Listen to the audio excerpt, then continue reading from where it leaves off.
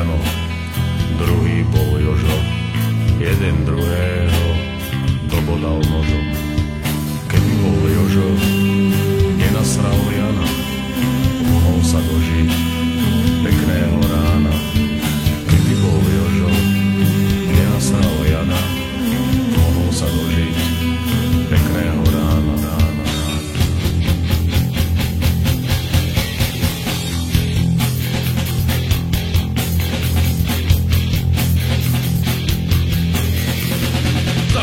Plnej krvavých ruží ležali dvaja neživí muži. Možno sa vám to zdá nemilé, no mali už vysoké promile. Keby bol Jožo, nenasral Jana, mohol sa dožiť pekného rána. Keby bol Jožo, nenasral Jana, mohol sa dožiť pekného rána.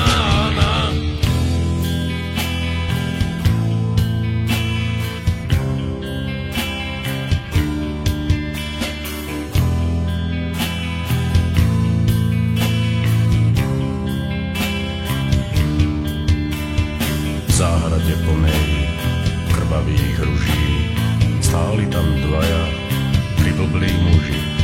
Tak nezávidte im ich pozíciu. Niekto zavolal políciu. Tak v záhrade plnej krvavých ruží vyšetrovali tí priblblí muži. A potom si spísali protokol, aby im bolo jasné, kto vinný bol.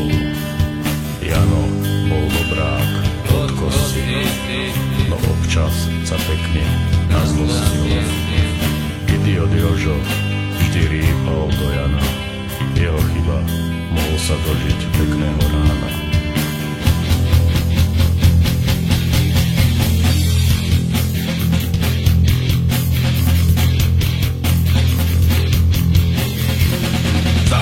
Plnej červených ruží ležali dvaja opití muži.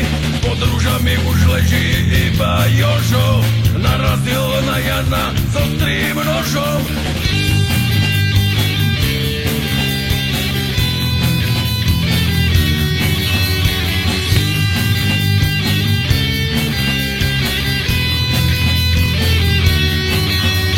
Keby bol Jožo, nenasral Jana, mohol sa dožiť pekného rána.